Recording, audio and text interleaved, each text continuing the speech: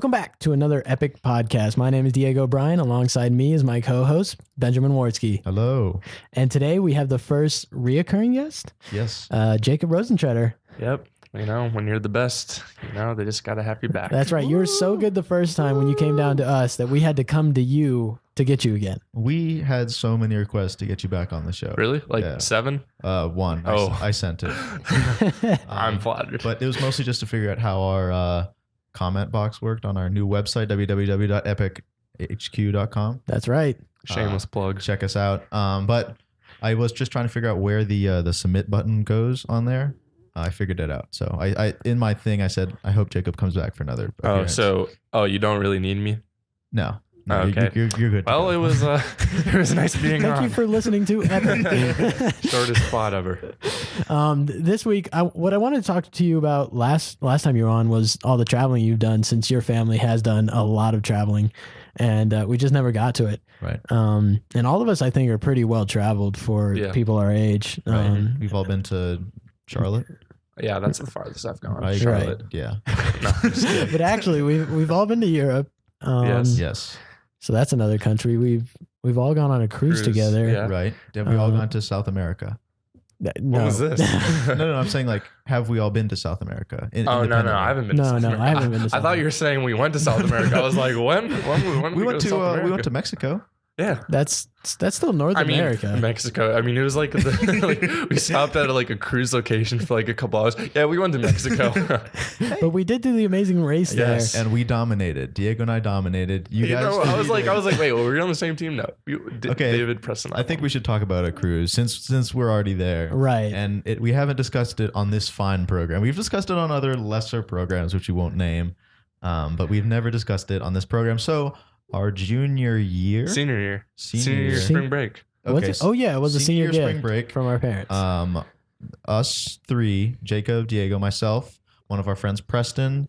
One of our friends, David and Preston, went. Ouch. JK. I'm kidding, Preston.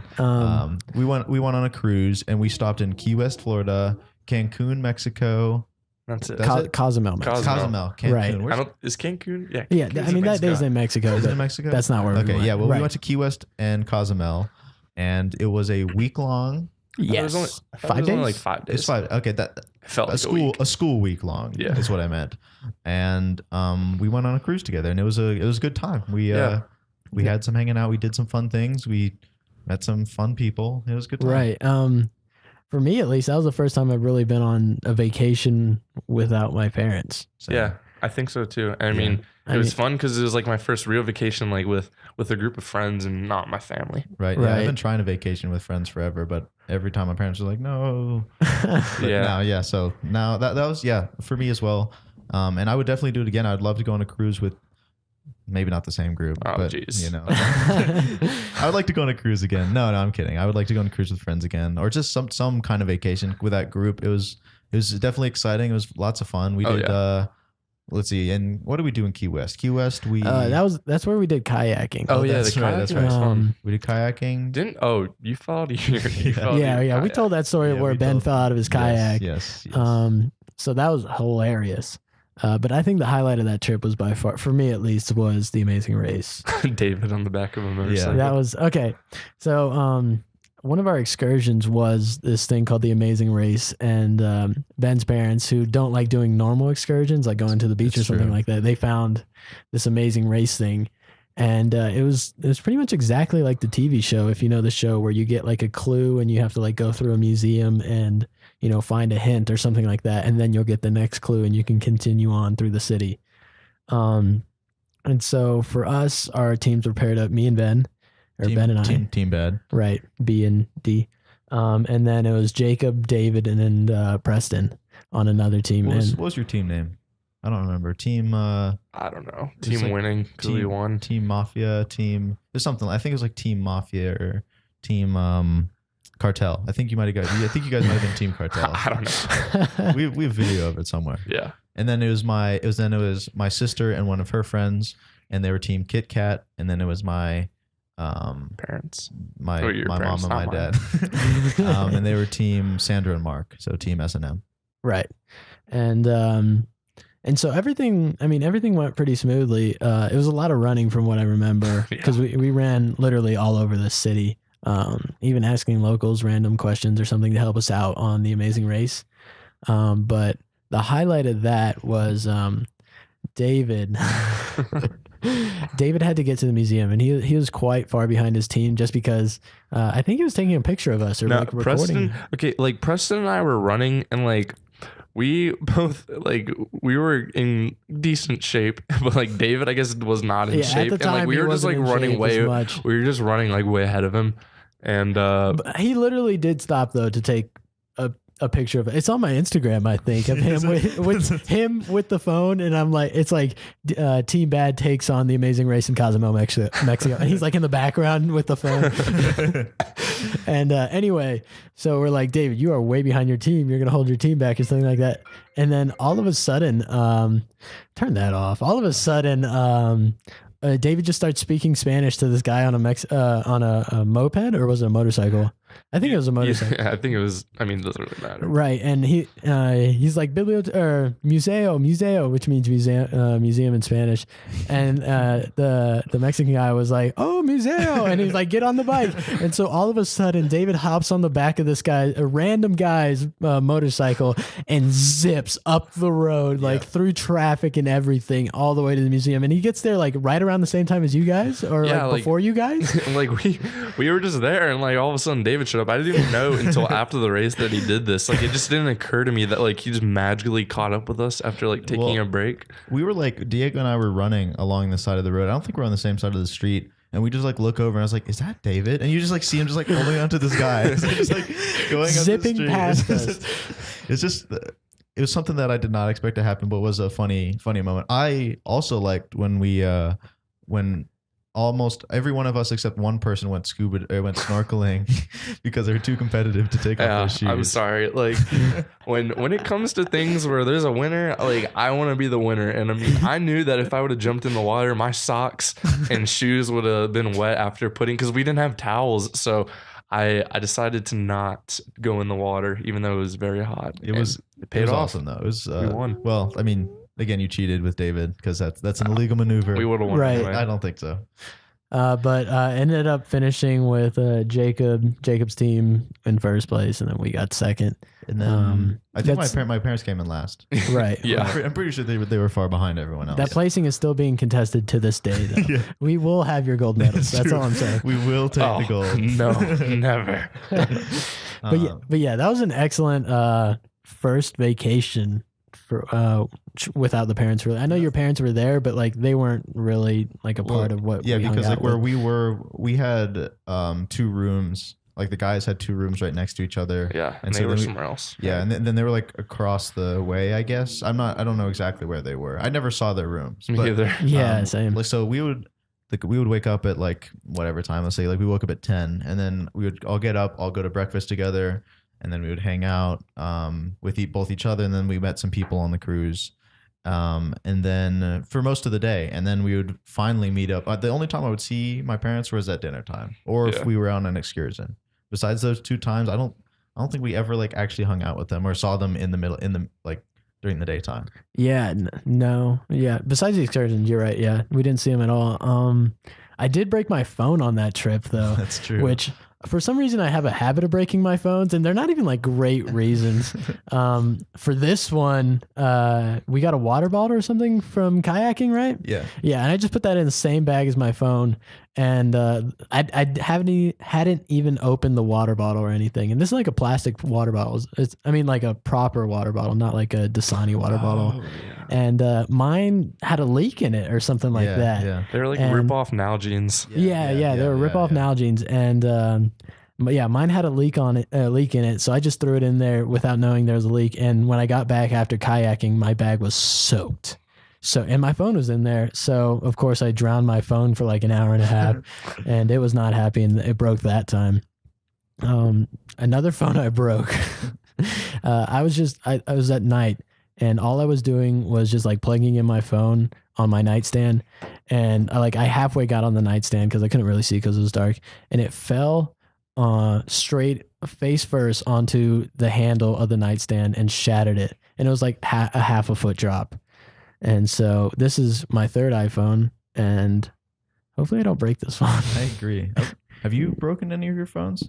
No, I've only had one phone, and it's right here, and it is holding up great. Same here. I mean, well, I've upgraded my phone, but I've never broken my. Well, no, that's actually a lie. One of my phones died because of rain damage, because it rained and it was in my pocket and it broke. So that's a pretty lame reason for your phone to die. Tragedy. Is that when we were hiking? It survived that time. Well, yeah, no, it wasn't that. Okay. Anyways, back to the cruise. We would stay up like super late at night. We would stay up to like 1 or 2 in the morning, maybe even later than that. Just like hanging out and just talking with whoever we could find. We did try and go to the kids club. It's called the O2 Club. We went on Carnival cruises, right? And we tried. We definitely tried to go there because it was so lame. But it was just we were not good all around because we were too old. No, I mean, like Preston was too old. I mean, like in the sense that like 1 month, like we were too old. Like everyone there was like just still like in like freshmen or sophomores, and we were seniors. Like we were just not having it. Right. Well, and they just kept kicking Preston out, and so Preston couldn't even hang out with us in the kids club. Yeah, and he was like 1 month older, or like 1 month too old, or something like silly that. You had to be under 18, and he like just turned 18. Yeah, it was silly that he couldn't hang out with us. But they didn't even like.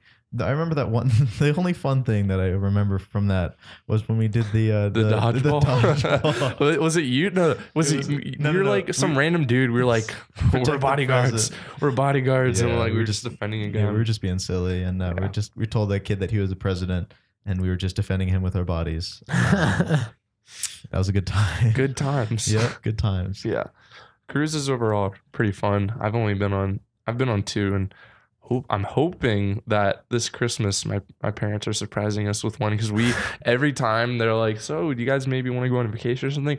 It was like cruise because like cruises are just like they're so much fun. I mean, you don't have to do anything for a week. I know. Like it's worry free. It's whatever you want to do. Like you can eat ice cream for a whole week, 24/7. It's almost the only thing on the cruise besides the pizza bar.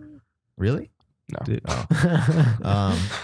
But yeah, so you can do that, or you can just like lay in your room, which would be the worst cruise of your life if you were to lay in your room for a week. Or you could tan or excursion or whatever. That's look out the window in your room. It's like, wow, this is a nice cruise.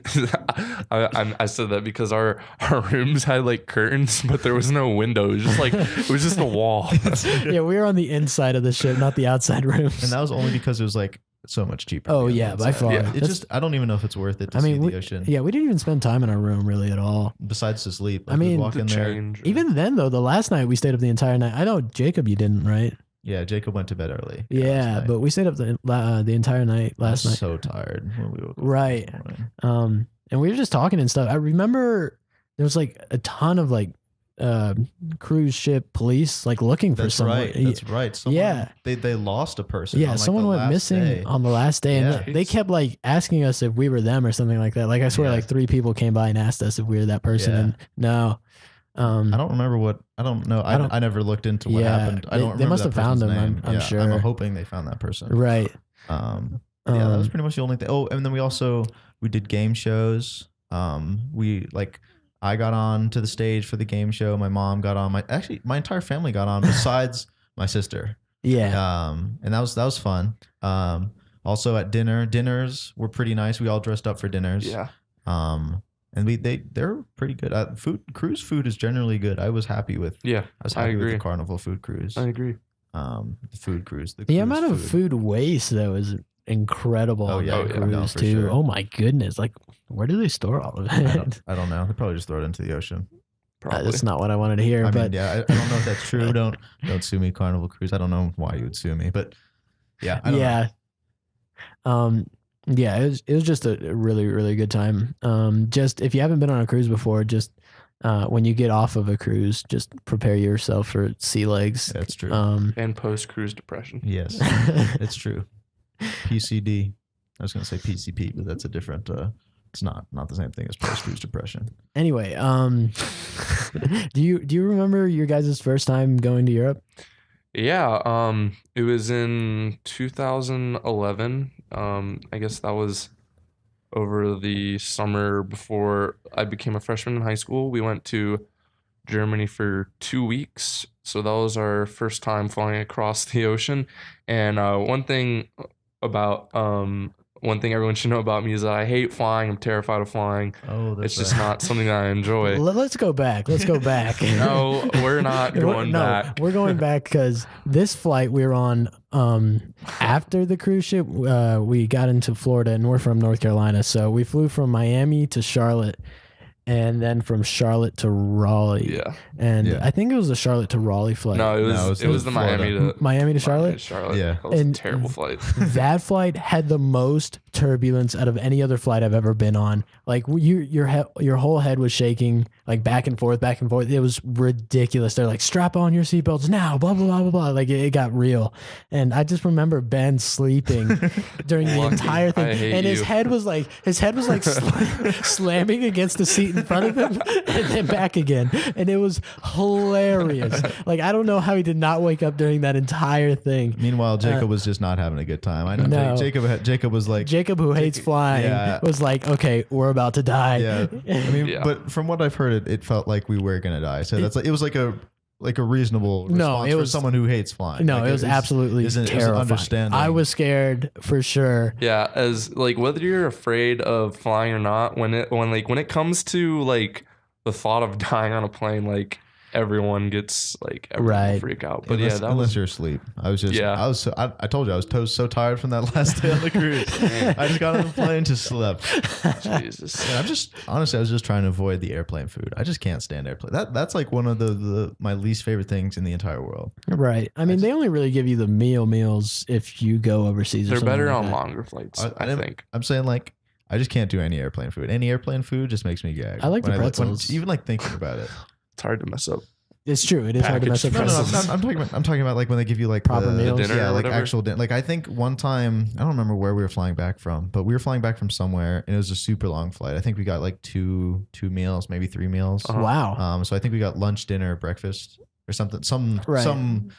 And all 3 of them, I was just not feeling it. And by the time that we got down, I just felt so sick. And from then on, I've sworn off airplane. I think I've probably like now trained my mind just to not like it. So it might be good. It's really not that bad. But it could be worse. No, I'm sure that it is. But in my mind, I'm just like, all right, every time I get on a flight, I'm gonna bring 2 to 3 footlongs from Subway, and I'll be good to go. So that's my plan from now on. It's just to bring Subway stuff onto flights. That's fair.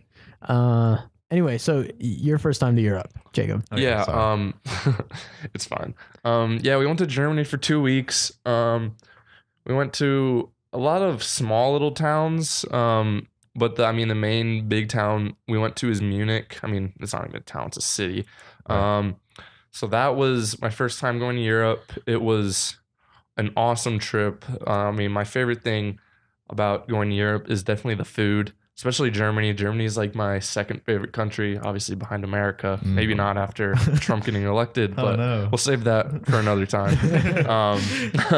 But yeah, the German food is it's incredible. The bread, the meat, the cheese, just everything about it. Have you had a schnitzel? Oh yes, schnitzel is awesome. It's so good. It is so good. Like it's like no matter where you go in Germany, like you can't mess that up. Like it's just like the classic German, right? The classic German like dish that they serve. What even is it? Is it it's pork or? I believe it's pork. You can have like schnitzel is like. I guess how it's prepared, but like there's like pork, chicken, like any meat type of schnitzel, but like it's how it's prepared. It's like basically you beat the meat, like you just beat it down, like it's really flat. Yeah, it's not funny. Yeah, Germans love being their meat. Oh God. I could have used without that last But yeah, it's delicious. The first time I went to Europe, if Scotland is in Europe, which I had to look up to confirm. Oh no! I went there as a child. I was pretty young, and it was for a wedding. Really? Yeah. I think when I was 2 or 3, I went to Scotland. But the first time that I can remember would probably be to Germany.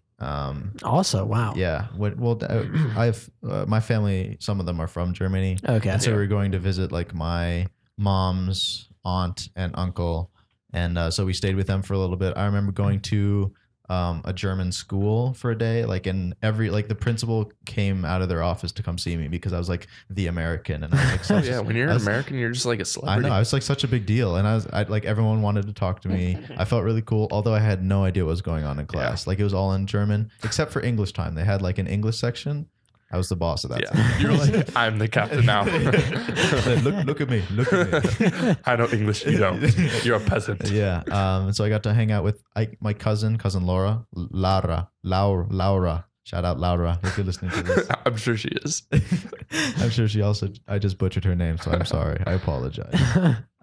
But so I got to hang out with her. I think on that same trip we it wasn't just in Germany though. We pulled a Jakob special, which is where you stay in another country for, I swear, like 3 months. Really? I swear, I've never done that before. I mean, Jacob's family, like, they go on vacations, like, for 6 weeks at a time. Yeah, I swear, it's so long. Like, Jacob's like, yeah, guys, I'm going for this weekend and then for the rest of the school year.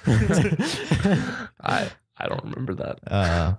Or like last, was it last summer? Yeah. You had to tell our boss. Oh my God. I had to tell him that we were going to be gone for like a month. And he was like, God damn it. Like, that's ridiculous. You can't ask for a month. I'm like, I'm sorry. I mean, you can schedule me, but I'm not going to show up. I'm going to be in Italy. Yeah. So anyways, as I was saying, so I think on that same trip, I also went to Italy and like most of the nice places in Europe, which I'd say most places are nice in Europe. Oh, yeah, for sure. I can't think of like a country that I'm like, ew, I don't want to go there. No. But I guess that'd be kind of first world problems. I went to a European country that quote unquote is not good. Yeah, we also on the first trip, I mean, we flew into Zurich, which is in Switzerland, and we actually, I think we were in Austria for a little bit. Oh, I love Austria. Yeah, so Austria. much. We went to. I mean, I don't think it was we went to Austria another time. I think it was the next year or maybe 2 years after that. We went to Austria, like Vienna, Austria. Right. And we spent a few days there, but we drove through Switzerland. Did you go through like the cathedral in Vienna? I mean, they probably have multiple, but there's one where you can go to the very top of it. I can't remember. Right. But, I mean, I'm sure we did a lot of stuff in Vienna, but I'm sure we went in some church. I mean, there's just like everywhere across Europe, in any country you go to, like there's gonna be like a really nice cathedral. Oh yeah, for sure. That's like the thing to do in Europe. It's just like when you go to a country, you have to go to a church, even if you're like not religious or anything like that. Like just the architecture of it's they're just very ridiculous. Cool. Like they're just like we're just gonna drop like so much money and I mean they're massive structures. They're just insane, and how much detail they put into them. There's the one in Milan. I wish I knew the name of it.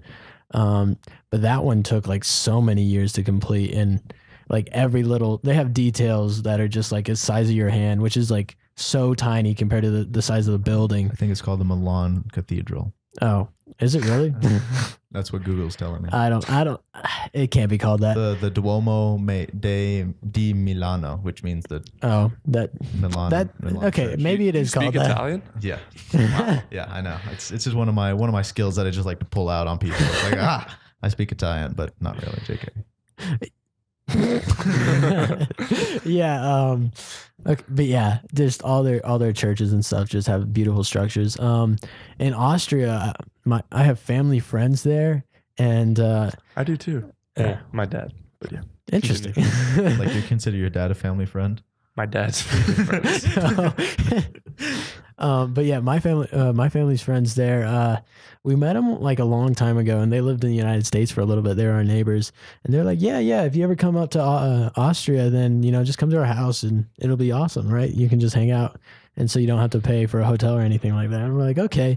And so we get there, and they live in like a borderline castle in Austria. Like I kid you not, there's an elevator in this place, and so it's like a small castle, and like on the town postcards, their house is like on the town postcard. And that's awesome. Yeah, and it's outside. They run that town. Yeah, it's right outside Vienna, and like during World War II, it's a family house. During World War II, the Nazis came and like took over that town, and so what they did is they stuffed all of their furniture and all their belongings into like this secret part of the house. And everything was kept in there, and the Nazis just took it over, and like Hitler used it as like a small base for like a little bit. Oh, and amazing. And so that's the only reason they got to keep all of their stuff after the war, after the Nazis evacuated and stuff like that, because it was all in this hidden room in their like castle of a house. It's a really cool story. But yeah, Europe in general just has just ridiculous history to it, unlike the United States. Yeah, I was gonna say, my dad's family friends in Austria. He actually lived in Germany for a year. I guess as an English professor, and he was also studying German, and he's still fluent in German. So he was kind of our tour guide when we went to Germany, and our translator, obviously. But he went to school with his family friend, and he's now a dentist in Austria in like a small town. So like their house, I don't think it was quite a castle, because I mean the style of houses are, I guess, I mean they vary in different parts of Europe, but I mean it was a very nice house. And is he like the only dentist for that town? I think so. I don't think the competition was very tight in the dentist industry in small towns, but it was just really incredible. It was an awesome house. And what were you gonna say? I was just gonna say, this is like a kind of skipping ahead. Where did you just come back from? Like, what was you showed us like this picture of like these cliffs somewhere, like these towns on these. Oh cliffs. yeah, that was last year. That's in Cinque Terre, Italy. Cinque Terre is like, it's a region, but it's like basically like alongside it's alongside the Mediterranean Sea. And it's like the sea, and then there's like I guess they're mountains. They're not very big mountains, but like it's very hilly also. And just there's like 5 towns alongside the side of the mountain, and it's a very touristy area. I mean, a lot of Americans, like we almost didn't even need to speak. I mean, my dad doesn't speak Italian, but I mean almost everything was in English. I mean, there's also Italian, but I mean, right, it's a very touristy area. But I was gonna say, because you talked about how I guess the Nazis invaded your family friend's house. Yeah. One town that we went to during that first time going to Europe, it's called Rothenburg, or that's the American way to say it. I'm sure there's a more German pronunciation of that. But it's a really cool town. It's very small, but it's from like the medieval times. There's a wall around it, and there are not a lot of towns like this in Europe. Besides the castles, but yeah. But I mean, it was like a town that used this wall as a defense system. And during World War II, I don't know like the exact details, but I guess the Americans were, I mean, just it was towards the end of the war, and I guess they were just like bombing like every town or city that they were going to by plane, just to like, I guess, get out any, I guess, Nazis that may have been hiding. But a commander had like heard of this town, and he knew about it, and he knew it was like beautiful. And this was like towards the end of the war, and so he decided not to bomb this town, just because it was like a very unique and nice town. So I thought that was a pretty interesting thing. Like when we took a tour of the town, that's what our guide told us. So I thought that was pretty interesting. So they spared it just out of goodwill, pretty much. Yeah, I guess that's surprising. I guess just from what you normally hear about like all the Nazis and how they're like bad people and just like terrible with everything. Yeah. My first time to Europe was in Italy, and I was also like 8th grade to freshman range. And it was one of the first times I actually felt like an adult, because during that trip, my brother was playing soccer in Italy, and no big deal. Casually just playing soccer for the Italian team. Not the Italian team, the United States team versus Italy. No, but it was like some like child international soccer thing. Like it wasn't huge, but yeah, no big deal. I've never been on an international soccer team. It's okay. It's whatever. Anyway, so like he had to go out and play games all the time. Like he was playing like two games a day or something like that, and we were there for 14 days. And one time I was like, I just don't want to go to watch soccer again. And so it was me and like my cousins, and they just left us for like 12 hours in this small town called Montecatini, and we fended for ourselves. And it was like, I could do this. I was an adult there. I could order my food. I could find my food, stuff like that. And I don't know. It was just one of those like life-changing moments for me, and it was special because it was in Italy. You would say that it's an epic. It was an epic, I'd say. In Italy, they have this stuff. Oh, I wish I remember the name of it. It was like this bread and wine. Bread. There's this bread that you dip into wine. I wish I knew what it was called. But it was so good, and I haven't had it since, and I'm kind of craving it. So lucky for you, I have some in my backpack right now. No, I'm just kidding. But it's like that gelato pizzerias are everywhere. Oh yeah, in Italy, and I'm not complaining because I love it. Yeah. Did you order a pizza in Italy when you went? What? Jakob? I'm just kidding. Yeah, no, we went to Italy. I guess it was last summer and summer of 2015, and I mean pizza. I mean it's everywhere. I mean you can't. Right. I think we had pizza like not every day, but like we probably averaged a pizza a day over the span of the time that we spent in Italy. I mean it's just like, and they don't slice it over there. Yeah, like it's just like. Yeah, it's a large, like the full pizza, and they don't slice it. Yeah, it's like utensil food. Yeah. I know the bathrooms are definitely they're different than. Did you guys use a bidet? No, I've not. I did not use a bidet when I was. Really? What is that? It's like a little nozzle on the side. It's like a second toilet thing that shoots water into your butt. Oh, yes. I saw those, but no, I didn't use that. Did you see the the toilets on the street? I don't know if this is in Italy. This was when I was in France. It was like a one person restroom, and they close the door, and then they like self clean themselves after you get out. Like you get out, then it shuts, and then it's like a car wash on the inside. And then you open it up, and it's like everything's soaking wet because it just had like sanitized everything. You guys didn't? No. Maybe I don't know. But in Paris, they were all over the place when we went to Paris. Yeah, I don't recall those. That's how I feel like a bidet works on your butt. Right. It's by far the most incredible thing ever, and I will get one if I build a house. 100%. America needs to catch on to this bidet revolution that they have in Europe going on. You can buy them. You can buy them from any toilet. I mean, yeah, but you gotta install the plumbing and stuff, so it's easier if you just build an entire house. Or if you just go to Europe. That's true. It's true. That's where you can just buy, like on Amazon. I think you can just buy like little bidet attachments for like $20-$30. Yeah. Well, it is incredible. It's probably one of my favorite things that they have in Europe, to be honest with you. I love it so much. I can't believe you guys didn't experience it. I mean, that was just not one. I was never like, that's not what I was thinking about. When you go to Europe, use the bidets and then you can go back. That's all I'm saying. That's all you need. That's all you need to do while you're in Europe. Says Diego. I have no comment.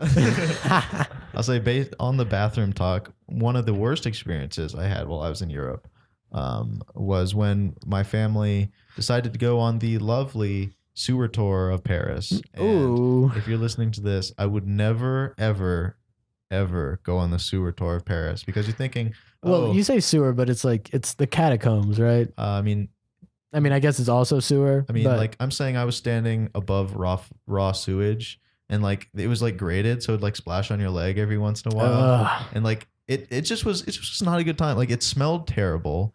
It was dark. Literally, there was just poop and urine just right underneath your feet, and like it was not fun. It was just like the exhibits that they had were just like hanging down from the ceilings, and you just look at the sewage. And there was a self-guided tour. But like the person speaking was in French, and so of course we did not know. I do not speak French, and so that was not very fun. So I was confused about what I was seeing. I was miserable. My family just all agreed that was the worst experience. What did your parents like? What were they thinking? I mean, they're just like looking at what to do. Oh, the sewer tour! Okay. Like this will be perfect. Yes, actually. Yeah, they don't do the standard things, like I said earlier. Yeah, no, my family does. It usually works for the better though. You usually get a better experience. What if there actually weren't sewer tours? Like there's just like it's just like a random place, and like there's like a dude saying, like, oh, you want to get a tour of this? We're like, yeah, we heard about it. We're like, oh, I don't know what you're talking about. Like, sure. Here's some money. He's like, oh no, yeah, go right down. Yeah, sure. Just here's the French poop and pee. Like, here you go. But like in the gift shop, they had a gift shop for the sewage gift shop.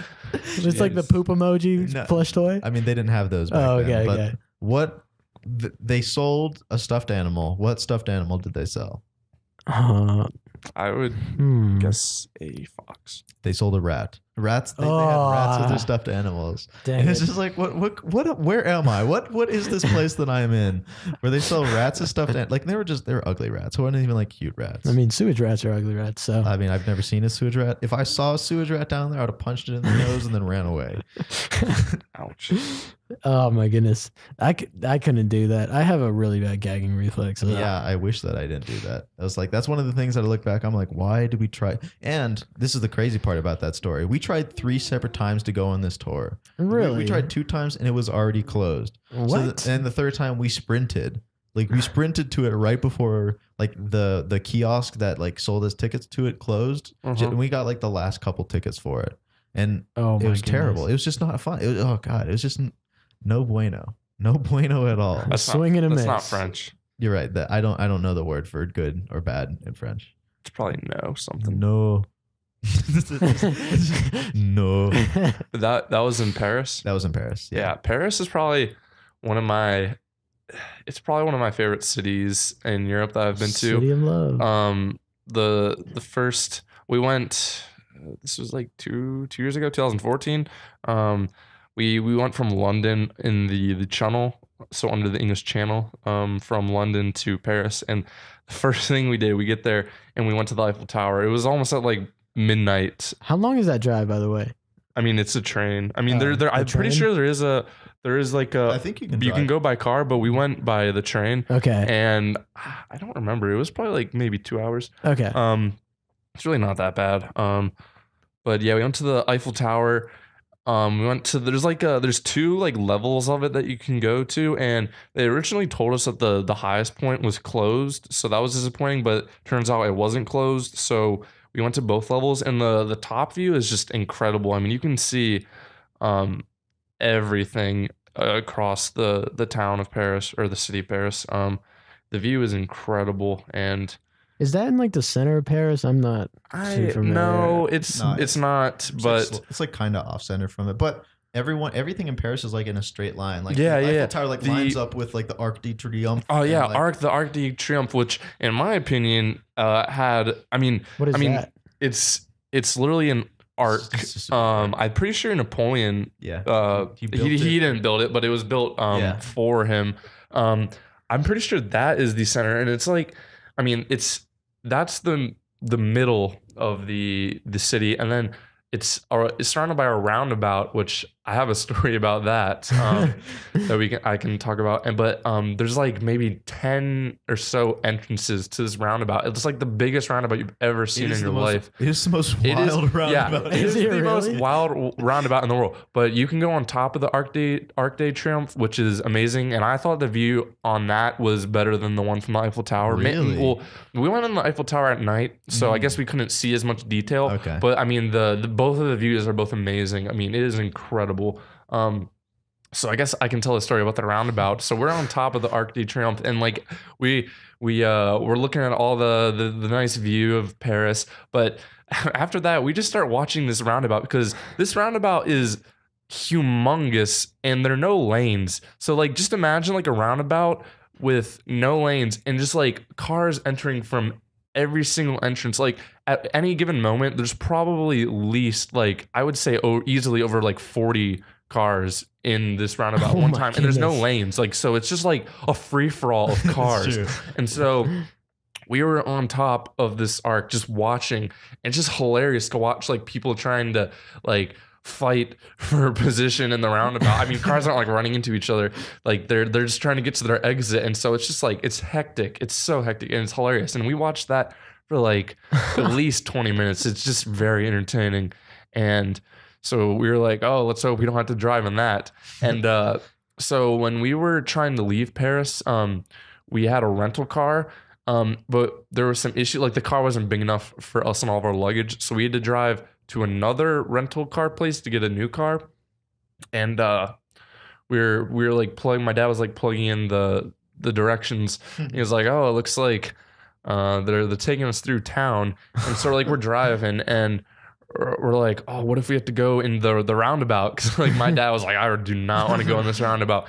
And so like we're just driving, and then we take a turn, And like as soon as we turn, like this humongous arc just is right in front of us. And we're like, we just all start dying. We're like, oh my gosh, we're gonna have to go in the. This is the moment you knew you messed up. Yeah, we had to go in the roundabout. So it was hilarious. Yeah, we survived. I think I took a video of it. I don't know where it is, but I mean, it was just. My dad was like, "Oh dear God, like please let me just go through this roundabout without getting into an accident." But it was. You've had a couple accidents in Europe though, right? Or were they not like technically accidents, or just like backing? Our last trip, my dad backed into another car with the rental car because it was in manual, and he just forgot to press the brake, or I think he missed it because there's three. There's like three pedals in a manual car.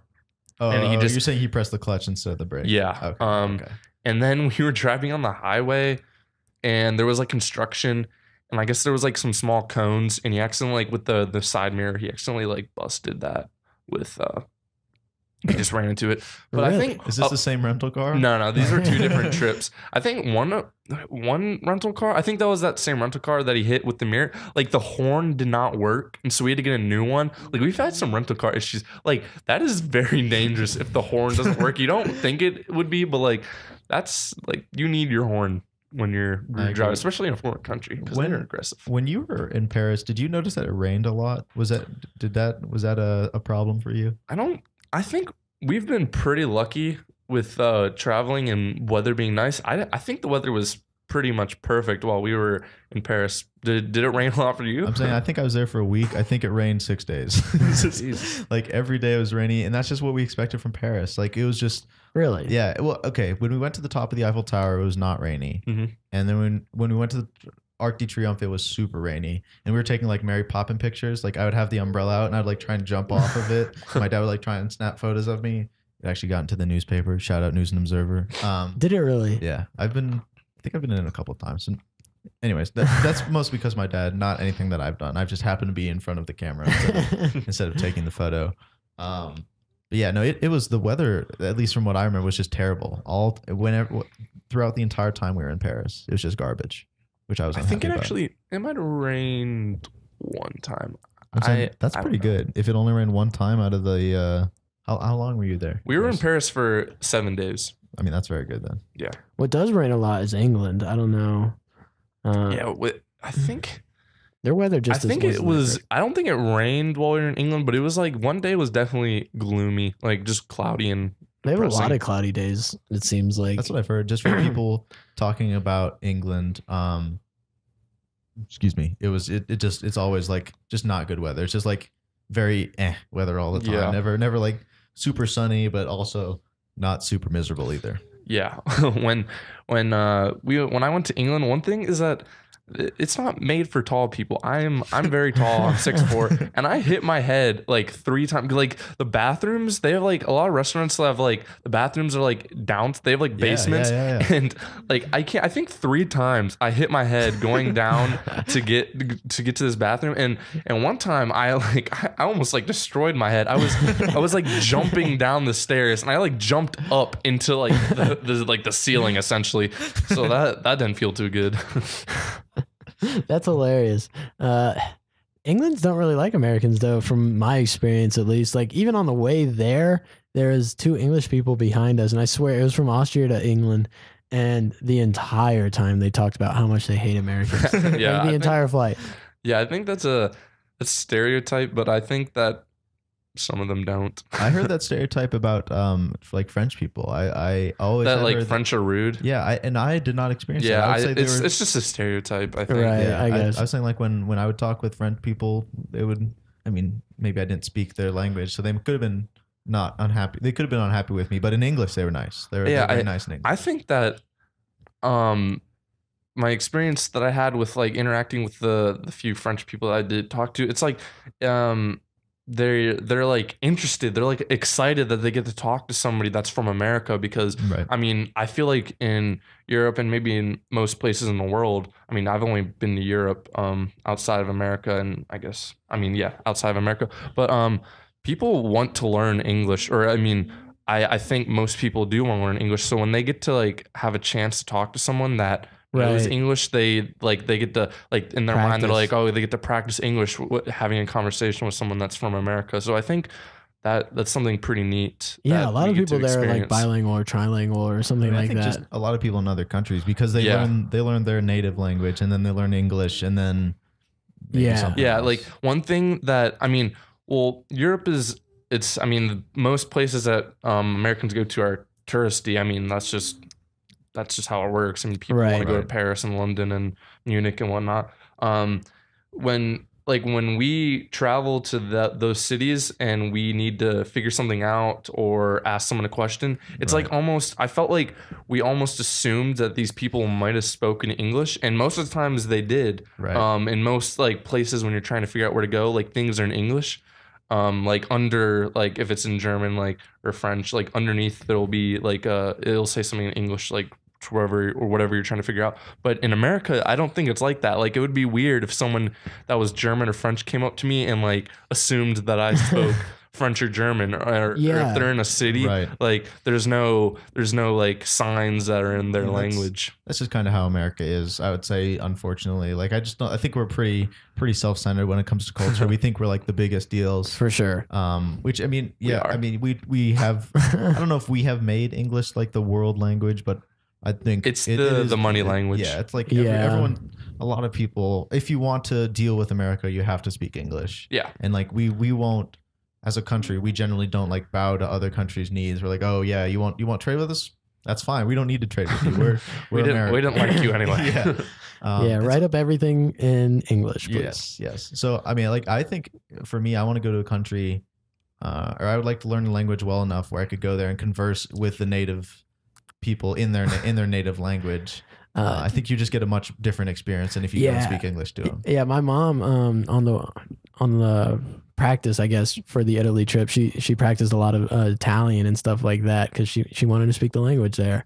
And with the whole team, the soccer team that my brother was on, they were stereotypical Americans, like kind of disrespectful and everything like that. And so our tour guides, when they take us on things, like they'd be so nice in English and everything, and then my mom would overhear them in Italian, and they're like crap talking about it, like these kids are so rude, blah blah blah blah blah. And I mean, they're right, but like it's kind of neat getting that you actually see who the person is rather than their Americanized. Right. I mean, I just feel like they're nicer to you if you have some sort of effort to speak in their language, right? Versus like with Jacob said, like just assuming that they speak their language. I feel like that's kind of it's like just too much. It's like privilege saying, I'm sure I'm assuming you speak my language because I'm much more important than you. Yeah, and how when we were talking about earlier, how with your family you like to do maybe different activities when you travel. My family does that in the sense of like where we stay and like maybe some towns that we visit. We like to branch out, like.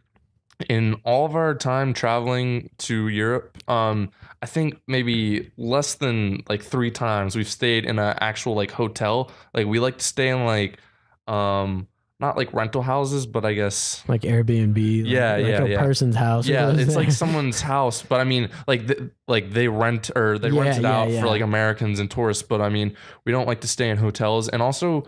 We like to travel to some smaller towns that maybe aren't as touristy just to get maybe a full like experience of how another country or culture lives. When we went to, was it France? Yeah, when we went to France, we stayed in a town that had a population of under 100. Like this town was extremely tiny. Like it was like you're in and out of the town in like a second. Like a second, and that was definitely a very neat experience. Definitely, we felt like we were in the middle of nowhere. Right. Have you guys before we wrap it up? Have you guys had like these small world experiences where like I was in London and we were on the flight back to America, and on that flight was my soccer teammate, and he was coming from Kenya also, and he was on the same flight from London randomly. And it's like, I know this person and they're in London, but we're both from North Carolina. It just happened randomly. Have you had something like that ever happen to you before? We were on a tour in, I don't remember where we were. I think like Spain or somewhere like that. And someone was wearing a t-shirt from my high school. Really? Yeah. And I was like, you go to Millbrook? And they're like, no, I went there like a couple years ago. And I was like, whoa, I currently go to Millbrook. And they're like, crazy that we met on this tour out of nowhere. But that's like, I mean, yeah, that's quite a coincidence. That's the only thing that I have. That's still crazy. Yeah, I think I have 2. I know. We didn't know we didn't know any of these people, but I know we were at a restaurant and some people behind us had some like maybe a UNC Wilmington shirt or some shirt that gave away that they maybe had some affiliations with North Carolina, and so we're like, oh hey, we're from North Carolina too, and that's always neat to see. Yeah. And another one, when we were in France, we had some French friends that lived in Nice. Well, they live in Nice. They are French. But they moved to North Carolina for, I guess, 4 years because the father was a professor at NC State during those 4 years. And so when we went to France, we went to Paris and then we made our way down to Nice. Paris is in the north, Nice is southern France. So we made our way down south to them. And so we spent some time with them. And we were at a restaurant, and our waitress, I don't remember how we came to figure it out, but she had actually been to America, and she like studied at NC State. Really weird. She didn't know the father, but I thought that was really interesting that she was like, she had been to NC State. I mean, the odds of someone from, I guess, France or another country coming to the United States and then coming to North Carolina. Yeah. I thought that was pretty neat. I agree. That's a pretty specific connection. But I would like to put a disclaimer on all of this talk as it's coming to a close, that I would say that we are not trying to push our privilege upon. I don't think we're trying to like brag about that we've traveled all over. Oh no, I feel like not at all. Just discussing our top. So don't take. I hope the listeners out there aren't like, oh my goodness, these people are bragging about how they've traveled all over the world. But we are better than you. Yes. No, I'm just kidding. I'm kidding. Yeah, I definitely like to talk about like my experiences, because like you learn a lot. No, yeah, you learn a lot about yourself. Like the farther you get away from home, I saw that somewhere, and it's a privilege really to do such a thing. I'm very thankful to have traveled. Yeah, hopefully to continue traveling, both with friends, family. And for me, like the memories you get from traveling are really worth it more than just material things. Yeah, the stories you get to tell for a while. And I don't know, it's always been an incredible experience, and I love traveling, and I think we all like traveling a lot. So hopefully we'll continue to get to do it. Yeah. But before we end it completely, we got to ask you the standard question: what are your favorite Starburst and the original Starburst flavors? Yeah. Gosh, you got in order: pink, red, orange, yellow. Those are your choices. Well, first off, I'm not a super fan of Starburst. Like, I'm not gonna go to the store and be like, "Ooh, I need some Starburst." But I mean, that's fair. Let's say that I handed you 4 of them. Which one would you? Probably pink first. Okay. Standard. Then probably red. Okay. Then orange. Then yellow. You are the typical American person. Yep. Yes, you are. Well, okay. I am American. Congratulations, Jacob. You do pass the American test.